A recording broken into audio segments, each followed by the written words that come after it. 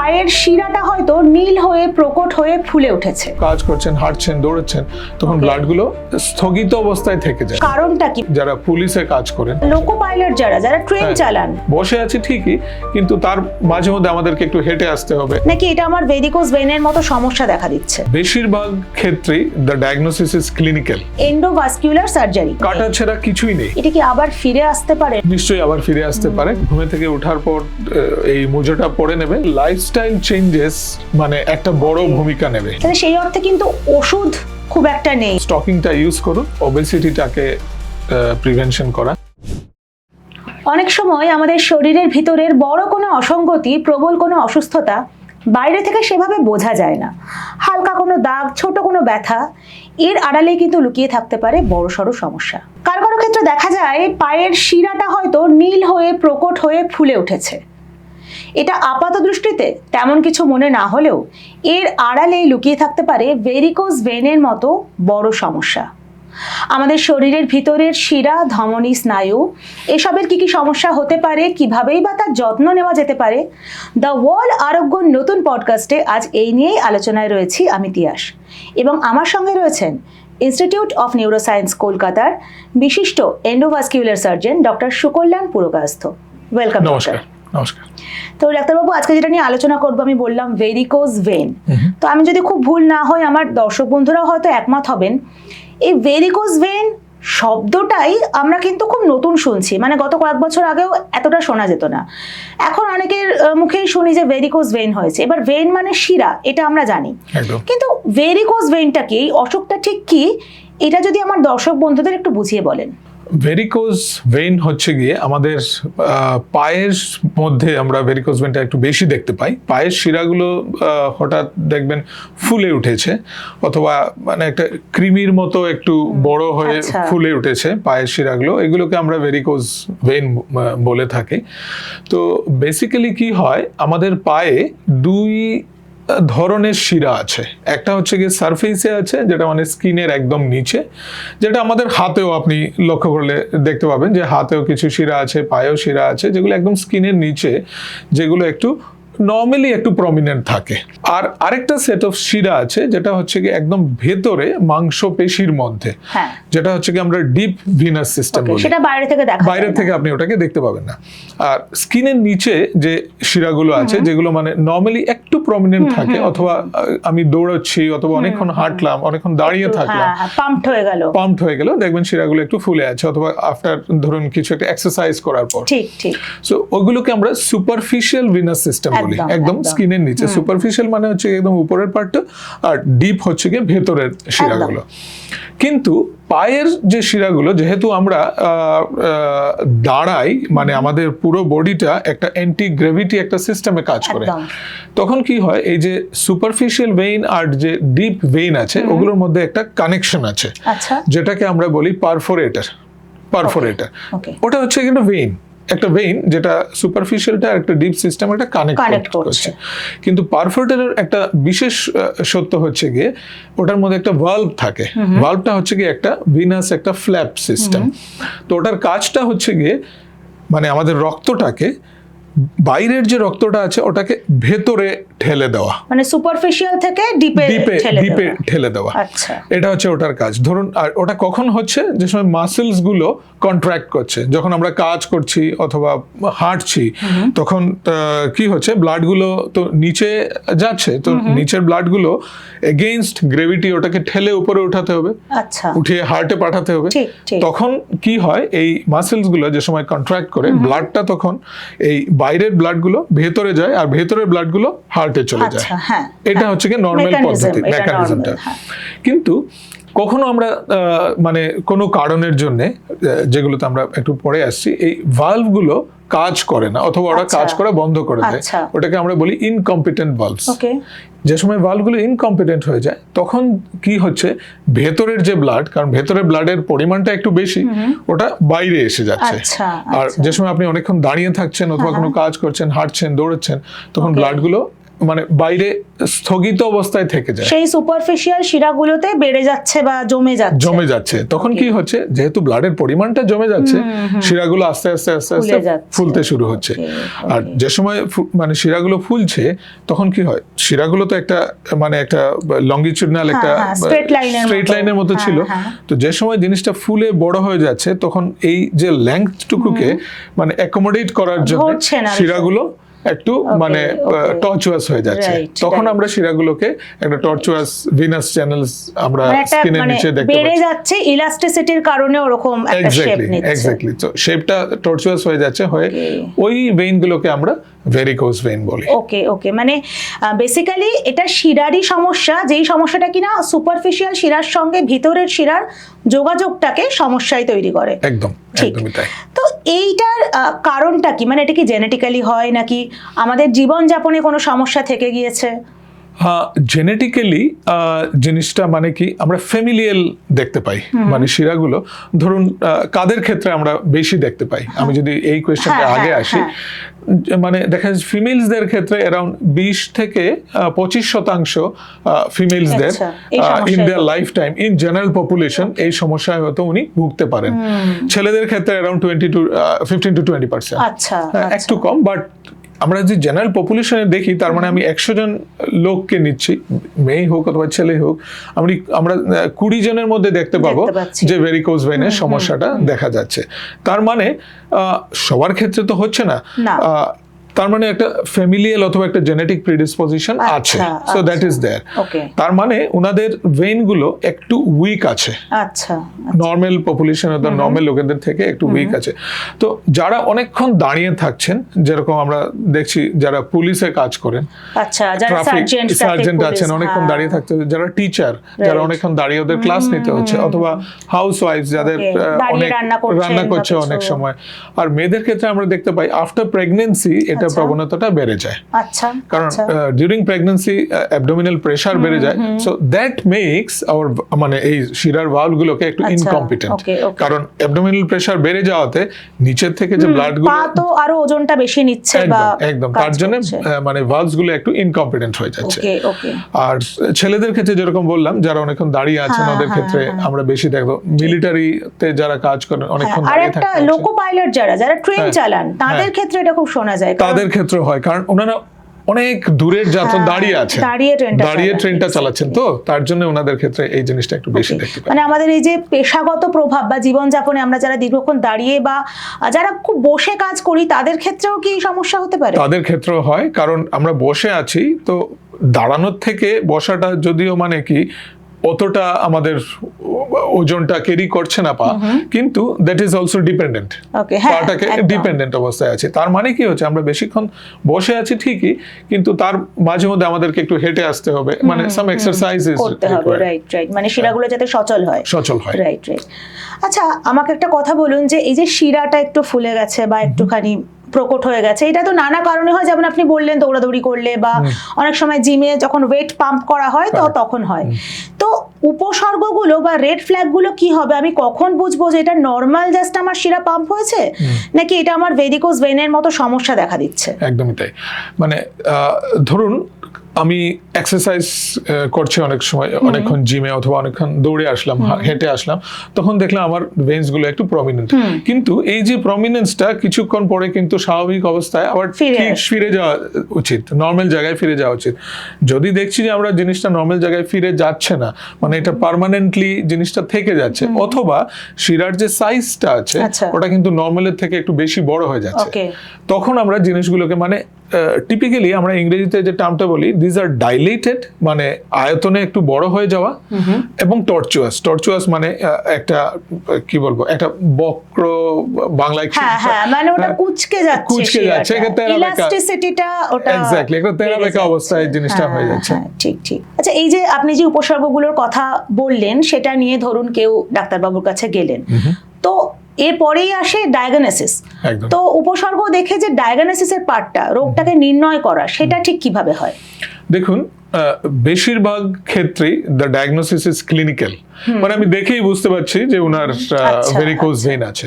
আবার ভেরিকোজ ভেইনের বিভিন্ন স্তর আছে, মানে স্টেজেস। যদি প্রথম অবস্থায় রোগীরা আসেন, তারপর আমরা দেখব যে ভেইনস গুলো একটু প্রমিনেন্ট হয়ে আছে, ডাইলেটেড হয়ে আছে, টর্চুয়াস হয়ে আছে, আর পায়ের মধ্যে কিছু পিগমেন্টেশন আসতে থাকে। ওকে, আচ্ছা, মানে স্কিনের কালারটা চেঞ্জ হয়ে যায়, একটু কালো কালো প্যাচেস আসতে থাকে। কারণ ডিঅক্সিজেনেটেড ব্লাডটা অনেকক্ষণ আছে না, তার জন্য কি হয়, ব্লাডের স্কিনের মধ্যে অক্সিজেনের মাত্রাটা কমে যাচ্ছে, তার জন্য স্কিনটা একটু থিক হয়ে যাচ্ছে, একটু নীলচে কালচে ভাব এসে যাচ্ছে। এটা যদি আরো অনেকদিন উনি ট্রিটমেন্ট না করেন, তাহলে আস্তে আস্তে পা গুলো থিক হতে থাকবে, একটু সুয়েলিং হতে থাকবে, আর লাস্ট স্টেজে জিনিসটা আলসারে পরিণত হবে। ঠিক আছে, কারণ ওই দূষিত রক্ত জমে আছে, হ্যাঁ, তার জন্য স্কিনের মধ্যে আলসার হয়ে যায়। সো এটা মানে অনেকটাই advanced stage of varicose vein. তো রোগ নির্ণয়ের কারণটাও মানে পদ্ধতিটাও খুবই সহজ। একটা সিম্পল একটা আলট্রাসোনোগ্রাফি ডপলার স্টাডি করলেই আমরা জিনিসটা দেখে নিতে পারি যে ভেতরের শিরাগুলো কেমন আছে, সুপারফিশিয়াল শিরাগুলো কেমন আছে, পারফোরেটাস গুলো কেমন আছে, আর কিভাবে আমরা ওটাকে ঠিক করব, কোন কোন জায়গায় গিয়ে ঠিক করব। হ্যাঁ, এবার এইখানে এই যে ঠিক করা ডায়াগনোসিস হলো, এবার চিকিৎসা। তো চিকিৎসা তো আগেও হতো এবং এখন আমরা প্রতিনিয়ত এগিয়ে চলেছি। তো এখন আমরা শুনতে পাই এন্ডোভাস্কুলার সার্জারি। তো আগে যে চিকিৎসা হতো আর এখন তার থেকে কতটা কার্যকর, আর ঠিক কি হয় এই সার্জারিতে, ওকে, এটা যদি একটু বুঝিয়ে বলে। দেখুন, সার্জারির আগে সবাই আমাদেরকে জিজ্ঞেস করে যে ডাক্তারবাবু, মানে ঔষধ দিয়ে এটার কি কোনো চিকিৎসা আছে কিনা। কিন্তু ঔষধ দিয়ে এটার খুব বেশি কিছু চিকিৎসা নেই। হ্যাঁ, কারণ জিনিসটা তো হচ্ছে শিরাগুলো ফুলে আছে, সুতরাং ঔষধ দিয়ে আবার ওটা আগের জায়গায় ফেরানো সম্ভব নয়। তো আগে কি হতো, আগেরকার দিনে ওটাকে সার্জিক্যাল স্ট্রিপিং বলা হতো। স্ট্রিপিং মানে যেগুলো জায়গায় পারফোরেটাস গুলো আছে, যেগুলো আমরা আলট্রাসোনোগ্রাফি দিয়ে দেখতে পাচ্ছি, ওই ভেতরে পারফোরেটাস গুলোকে টাই করে দেওয়া হতো, আর তারপর যেগুলো সারফেসে যেগুলো ভেইন আছে ওগুলোকে কেটে বাদ দিয়ে দেওয়া হতো। So that was like a sort of, মানে অনেকটাই একটা মেজর সার্জারির মতো একটা হতো, কারণ অনেকটাই পায়ের জায়গায় কাটা দাগ, তারপর সময় সাপেক্ষ ব্যাপার, ওটাতে একটা ইনফেকশনের চান্সটা অনেকটা বেড়ে যেত, রিকভারি টাইমটা অনেকটাই বেশি হতো। তো এখন যত ধরনের শিরার প্রবলেম আছে, আপনি বলুন পায়েই বলুন অথবা শরীরের বিভিন্ন জায়গায়, এই যে এন্ডোভাস্কুলার সার্জারি অথবা এন্ডোভাস্কুলার ইন্টারভেনশনাল সার্জারি, এটা একটা বড় একটা ভূমিকা নিয়ে এসছে। আর এটা ধরুন আজকে মানে খুব বেশি যে নতুন তা নয়, আমরা এটার চিকিৎসা গত 20-25 বছর থেকে করে আসছি। তবে সময়ের সঙ্গে সঙ্গে এটার যে মান, তারপর বিভিন্ন ধরনের যেগুলো মেশিনস ইউজ হয়, সবকিছু আস্তে আস্তে আরো ফ্ললেস হচ্ছে, উন্নততর হয়ে যাচ্ছে। তো ওটাতে আমরা কি করি, মেইনলি ওটাতে লেজার দিয়ে করা হয় অথবা রেডিও ফ্রিকোয়েন্সি দিয়ে করা হয়। তার মানে কাটা ছেঁড়ার ব্যাপারটাই নেই, কাটা ছেঁড়া কিছুই নেই। একটা ছোট্ট একটা পিন প্রিকের মধ্যে দিয়ে আমরা লেজারের তার অথবা রেডিও ফ্রিকোয়েন্সি তার, অথবা আজকালকার দিনে আরো নতুন নতুন জিনিস এসেছে যেটাকে ভিনাসিল বলা হয়। তো ওগুলো দিয়ে কি হয়, বেসিক্যালি আমাদের কাজ হচ্ছে শিরাগুলো ফুলে আছে, শিরাগুলোকে, আর এটা আমাদের কোনো কাজে আসছে না, তখন শিরাগুলোকে মানে শুকিয়ে দেওয়া, বন্ধ করে দেওয়া। তো আমরা ওই শিরাগুলোকেই করব বন্ধ, যেগুলো শিরাগুলো খারাপ হয়ে আছে। যেগুলো এখনো ভালো শিরা আছে ওগুলোকে আমরা বন্ধ করতে পারবো না, কারণ আমাদের ব্লাড সার্কুলেশনটাও তো হতে হবে। সো আমরা লেজারের তারের মাধ্যমে কি করছি, শিরাগুলোকে শুকিয়ে দিচ্ছি। আর পারফোরেটাস যেগুলো আছে, যেগুলো ওইগুলো ইনকম্পিটেন্ট পারফোরেটাস, যেগুলো ফুলে আছে, বড় হয়ে আছে, যেগুলো ব্লাড গুলোকে ভেতর থেকে বাইরে আসছে, পারফোরেটাস গুলোকে আমরা বন্ধ করে দিচ্ছি। তার সঙ্গে তখন কি হবে, এই যে আলসারটা আছে অথবা প্রবলেম যেগুলো আছে, আস্তে আস্তে কিন্তু জিনিসগুলো হিল হতে থাকবে। আর পায়ের যেগুলো আগে ফুলে গেছিল অথবা ফুলা শিরা ছিল, ওগুলো আপনি আর আগের মতো কিছুই দেখতে পাবেন না, কারণ ওগুলো তো আমি শুকিয়ে দিয়েছি। কিন্তু পিগমেন্টেশনটা যেটা, ওটা কিন্তু মানে কমতে অনেকটা দিনের সময় লাগে, ধীরে ধীরে কমে। তখন এই অবস্থায় যে সময় আমি এই জিনিসটাকে পুরোপুরি ট্রিট করে নিলাম, তারপরে কিন্তু আমাদের লাইফস্টাইল চেঞ্জেস মানে একটা বড় ভূমিকা নেবে। ঠিক আছে। আর আরেকটা জিনিস যেটা আমি মানে এখানে উল্লেখ করতে চাই, যেটা আরো মানে একটা খুবই একটা গুরুত্বপূর্ণ ব্যাপার, যেটাকে আমরা বলি নিউমেটিক স্টকিংস। ওকে, স্টকিংসটা হচ্ছে একটা মোজা, যেটা মানে ইলাস্টিক একটা নর্মাল স্টকিং যেগুলো হয়, ওটা আপনি নি অবধিও পাওয়া যায়, ওটা আপনার থাই অবধিও পাওয়া যায়, ডিপেন্ড করছে মানে ভেরিকোজ ভেইনটা কতটুকু বেশি। তো ওটা আমরা পেশেন্টদেরকে বলি যে আপনি সকালবেলা ঘুমে থেকে ওঠার পর এই মুজোটা পরে নেবেন, যত সময় আপনি কাজ করছেন, তারপর আপনার কাজ শেষ হয়ে গেলে মুজোটাকে খুলে রেখে দেবেন। সো জিনিসটা যেহেতু মানে একটা মানে খুব একটা ইলাস্টিক টাইট মোজা, তো ব্লাড গুলোকে কি করে ওরা বাইরে অ্যাকুমুলেশন হতে দেয় না, চেপে রাখে, শিরাগুলোকে চেপে রাখে। তখন আমাদের ব্লাড গুলো কেবল ভেতরেই থাকে, আর ভেতর থেকেই জিনিসগুলো আবার বিনা খাবার সমস্যাটা হয় না। কিন্তু এটা তো একটা পার্মানেন্ট সলিউশন নয়। তো আমি মানে এই যে লেজার অথবা রেডিও ফ্রিকোয়েন্সি দিয়ে যে এন্ডোভাস্কুলার সার্জারির মাধ্যমে শিরাগুলোকে ঠিক করার পর আমরা বলি যে আপনি এখন এই স্টকিংটা ইউজ করে যান। অথবা আমরা কোনো কোনো সময় যদি দেখি যে পেশেন্টরা খুব আগে এসছেন, খুব আর্লি স্টেজে এসছেন, তখন আমরা কেবল সিম্পল ওটা ইয়েটাই দিই, স্টকিং সার্জারি অবধি হয়তো গেলাম না, আমরা আরো হয়তো 1 বছর 2 বছর সার্জারিটাকে আমরা এক্সটেন্ড করতে পারি, ঠিক আছে না? কারণ যে সার্জারি হচ্ছে কি দ্যাটস দ্য লাস্ট স্টেজ, তাই না? তার আগে যদি কোনোভাবে কমানো যায়, এটা একটা। 2 নম্বর হচ্ছে কি ওয়েট রিডাকশন। ওকে, যদি কোনো কারণ ওবিসদের ক্ষেত্রে আমরা একটু বেশি দেখতে পাই, so weight reduction also helps them. 3 নম্বর হচ্ছে কি যে বেশিক্ষণ দাঁড়িয়ে না থাকা। আচ্ছা, ধরুন কেউ কোনো একটা শপিং মলে কাজ করছেন, যাদের অনেকক্ষণ দাঁড়িয়ে থাকতে হয়, তখন আমরা বলি যে আপনি একটা এই যে স্টকিংটা ইউজ করুন, আর বেশি ধরুন 10-15 মিনিট আপনি দাঁড়ালেন, তারপর কোথাও গিয়ে একটা সময় বসবেন, একটু হাঁটাচলা করবেন, এক জায়গায় দাঁড়িয়ে না থাকাটা। আর আমরা এটাও বলি যে রাত্রিরে যে সময় উনি শুবেন, তখন পাটা যেন একটু উঠিয়ে রাখেন, একটা পাশ বালিশ একটা রেখে অথবা কোল বালিশ রেখে পাটা একটু উঠিয়ে রাখেন, যাতে সার্কুলেশনটা একটু ভালো হয়। সো আমার মনে হয় এইগুলো যেগুলো আমি চিকিৎসার কথা বললাম, এইগুলোতে অনেক ক্ষেত্রেই ভেরিকোজ ভেইনকে ঠিক করা সম্ভব, আর ওটাকে প্রিভেনশন করা সম্ভব, যাতে যেগুলো ওনার নর্মাল যেগুলো শিরা আছে ওগুলো যেন ফার্দার এফেক্টেড না হয়। যদি কোনো পেশেন্টের ক্ষেত্রে সার্জারি করা হলো, ঠিকঠাক হলো, তিনি সেরে উঠলেন, এটা কি আবার ফিরে আসতে পারে নাকি? নিশ্চয়ই আবার ফিরে আসতে পারে, কারণ সেই কারণেই আপনি লাইফস্টাইলে জোর দিলেন। এক্স্যাক্টলি, কারণ পায়ের মধ্যে অসংখ্য শিরা আছে, আমাদের সামনে আছে, পেছন দিকটায় আছে। তো ধরুন আমি কিছু শিরাগুলোকে ঠিক করলাম, বাকি যেগুলো নর্মাল শিরা আছে ওগুলো তো সেম প্রসেসটা আবার হওয়ার একটা চান্সেস থাকে। অথবা আমি দেখলাম যে কারোর পায়ের সামনের ভাগটায় ভেরিকোজ ভেইন আছে, হয়তো উনি ভবিষ্যতে পেছনের ভাগটায় ভেরিকোজ ভেইন নিয়ে আসতে পারেন। ঠিক, কিন্তু সেক্ষেত্রে এই যে আপনি বলছেন লাইফস্টাইলে জোর দিতে, এটা যদি আমার দর্শক বন্ধুদের একটুখানি প্রিভেন্টিভ মেজারটা বলেন, মানে আমি যদি সচেতন হই যাতে আমার ভেরিকোজ ভেইন না হয়, পেশার দিকটা তো আলাদা, যার যেটা কাজ তাকে সেটা করতেই হবে, তা বাদে কোনো খাবার দাবার বা ব্যায়াম বা এমন কোনো জীবনযাপনের অভ্যেস যেটা কি এই ভেরিকোজ ভেইনকে প্রিভেন্ট করতে পারে?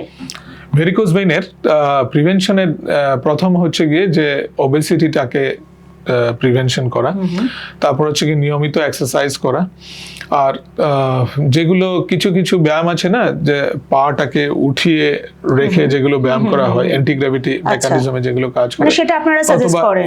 হ্যাঁ। তারপর বিভিন্ন ধরনের যোগা যার দেয়, যোগ ব্যায়াম আছে, যেগুলোর ক্ষেত্রে আমরা ব্যায়ামগুলো দিয়ে ওটাকে প্রিভেনশন করা যায়।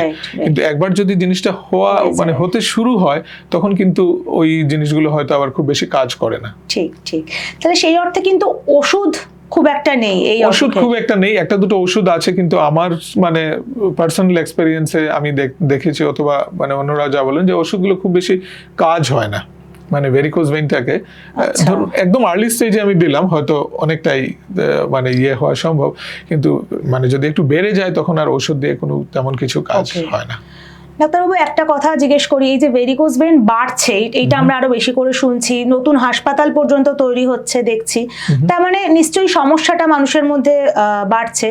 তো এইটা থেকে সচেতন কিভাবে থাকবে বা কিভাবে আর্লি স্টেজে ডিটেকশন হবে, এই নিয়ে যদি একটা ছোট বার্তা আমার দর্শক বন্ধুদের আপনি দেন। হ্যাঁ, ভেরিকোজ ভেইন দেখুন, আমি যেরকম বললাম 20-25% জেনারেল পপুলেশনে ভেরিকোজ ভেইন হয়।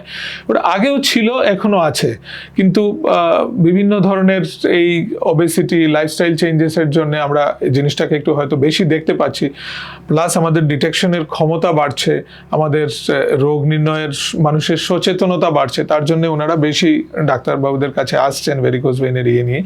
তো আমি একটাই বলবো যে আপনারা নিজেদের শরীরের প্রতি লক্ষ্য রাখুন, দেখুন যে আপনাদের পায়ের ভেইনসগুলো আগের মতোই আছে, নর্মাল আছে, অথবা আপনি যদি এই ধরনের কোনো পেশায় যুক্ত হন যাদের মানে ভেরিকোজ ভেইনের ইনসিডেন্সটা ওটাতে একটু বেশি থাকে, ওই ক্ষেত্রে আপনারা নিশ্চয়ই নিজেদের লক্ষ্য রাখবেন। আর এটা তো হচ্ছে কি নিজেরাই চেক করতে পারেন যে ভেইনসগুলো কেমন আছে, মানে ফুলে আর যাচ্ছে কিনা। আর যদি বা এই ধরনের হয়ে যায় তাহলে ডাক্তারবাবুদের পরামর্শ নেবেন কিভাবে ওইটা থেকে রোগমুক্ত হওয়া যায়। আপনাকে অনেক ধন্যবাদ ডাক্তারবাবু এই কঠিন বিষয়টাকে এত সহজ করে বুঝিয়ে দেওয়ার জন্য। যেমন ঘড়ির কাঁটায় প্রতিনিয়ত সময় বয়ে চলেছে, তেমনি আমাদের শরীরেও কিন্তু স্নায়ু ধমনী শিরায় প্রতিনিয়ত একটা প্রবাহ চলেছে। সেই প্রবাহ যদি থেমে যায় বা তাতে যদি কোনো সমস্যা দেখা যায় তা কিন্তু বড় অসুখের ইঙ্গিত, এবং এমনটা হলে শরীর কিন্তু আগাম সংকেত দেয়। সেটাই চিনতে হবে, বুঝতে হবে এবং সময় মতো পৌঁছাতে হবে চিকিৎসকদের কাছে। তাই যদি কোনো অজানা ক্লান্তি বা হঠাৎ ব্যথা বা কোনো শিরা ফুলে যাওয়া এমন সমস্যা হয়, চিকিৎসকদের সঙ্গে যোগাযোগ করতে দেরি করবেন না, তারা আমাদের পাশেই রয়েছেন। এই এপিসোড ভালো লেগে থাকলে লাইক করুন, কমেন্টে আপনাদের মতামত জানান এবং শেয়ার করে অন্যদের জানার সুযোগ করে দিন। ততক্ষণ পর্যন্ত দেখতে থাকুন দ্য ওয়ার্ল্ড, কারণ খবর এখন এখানেই।